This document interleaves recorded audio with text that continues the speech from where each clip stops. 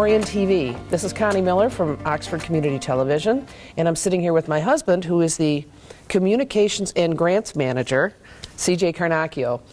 He's for Oxford Township here, and we're sitting in Township Hall. And we're going to talk specifically about grants. All right.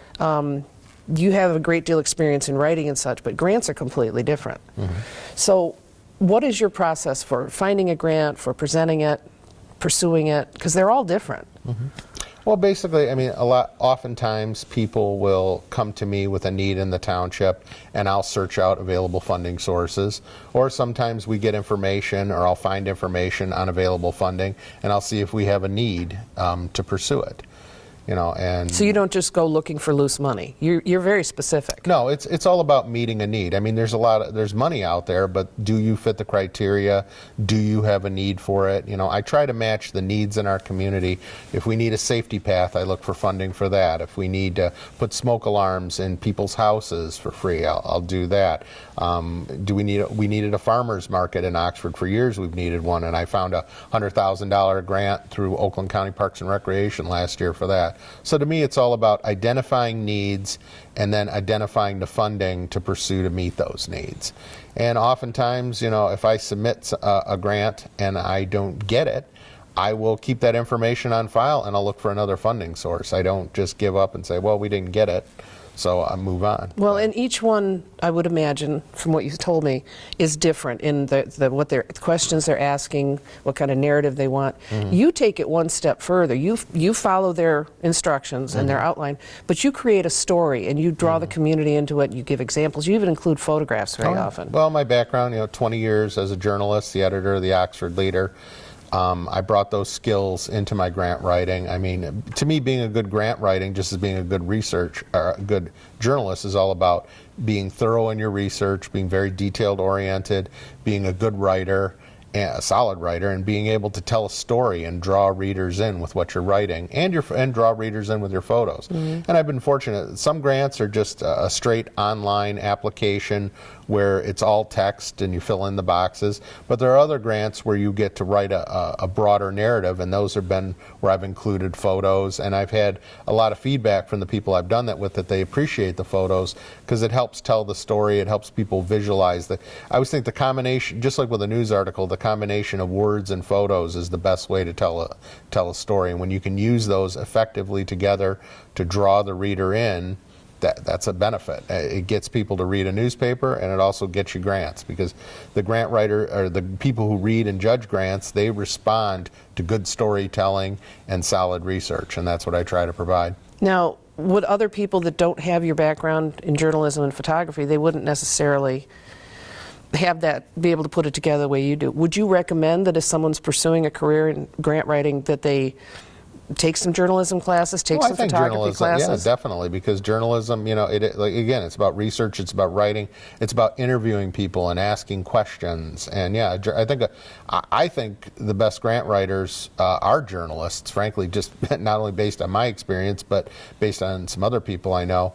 It really prepares you. It's writing, it's a different kind of writing, but it really prepares you. I think the two are very similar in their goals. Well, and you did you did some seminars and such when you first started, and because you already had all that, the mm-hmm. writing and such notched, you didn't really get as much out of the grant. Well, the seminars did. There was some useful information, some tidbits about the grant world that I didn't know. But when they talked about writing and research, that's kind of what I did for 20 years, so it was nothing new to me. I mean, I look at this job as I'm still doing the same things I did at the Oxford Leader. It's just I'm doing them for a specific purpose, and now I get the payoff. Before, when I wrote an article or took photos, the payoff was reader feedback and circulation and the newspaper prospering. But here the feedback is, when I write a grant, I can see the tangible results of what I did. Mm-hmm. When I got that $100,000 for the farmers market in Seymour Lake, now I can go see that pavilion. Just yesterday, I received news that the Four County Community Foundation in Almont awarded us a $20,506 grant to build a pocket park here in Oxford. That money is going to be combined with about $60,000 in donations I received last year to build this pocket park, which is going to be named the Helen Smith Pocket Park, by the way. way. Well, and that was the other thing I was going to ask you about. Is it usual or is it kind of unique to go to the community and get specific donations for specific projects? Is that something that's recommended? And well, I try, a lot of when you're or is pursuing, that just you? Well, when a lot of grants, some grants require a match. A lot of grants don't require matching money, but they do like to see that you're invested in the program, that you're not just that you're getting either using money from your budget or donations or other grants to show that it's not just I have my hand out, I need all the money from one source, that I've gone to multiple sources, or that you're invested in the project. So some grants, in order to make them more competitive, I do go reach out to the community and solicit donations. I did it with Helen Smith's Park. I did it with a smoke detector program for the fire department that we had last year, Safety Begins at Home, where the fire department installed free smoke alarms and carbon monoxide alarms in Oxford residents' homes, focusing on seniors, low-income households, and people with disabilities. Right. And there were a lot of local businesses, particularly insurance companies and community organizations like the VFW and American Legion, that stepped up to donate to that.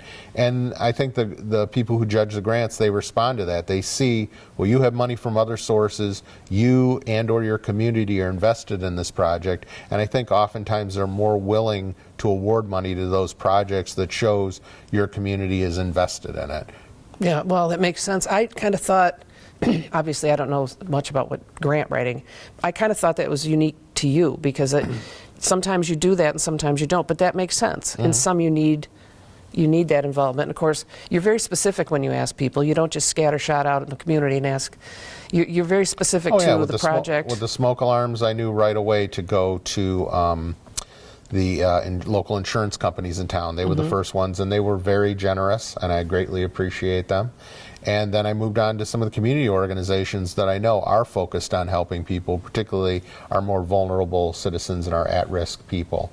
So, yeah. Yeah, very specific, and you've done very well at it. Thank you. And you've helped with, we'll talk about that later, but you ever since the pandemic started in 2020, which was really about the time you were just getting your feet wet, because you started in November 19, you got a lot of food-related and support-related grants very quickly for organizations. And that was very impressive. Well, thank you. Yeah. Well, I mean, I know you helped fish and several times, and that was just at the start, and you just did it, and it was great. So anybody that is looking for that sort of support, I mean, the need still exists. The need will always exist, but that's always now. Okay, if you were looking for a grant for food, and you didn't have one sitting on your desk, would you go online and type in food? Well, there's a lot of sources. I would go to some organizations like the United Way of Michigan. They give out a lot of grants to help citizens in need. Well, yeah, I basically, a Google search is a good way to start at what are some. Well, you're so good at Google what searches. What are some grants that benefit food pantries or meal programs? Yeah, the internet's a great resource, and sometimes you just do a Google search. I mean, there's been a lot of things I've found just by doing a quick Google search and saying, okay, what's out there, and then you go from there. Well, we're going to wrap this up for now. It was nice visiting with all of you. Good luck with your food drive, and bye-bye from OCTV.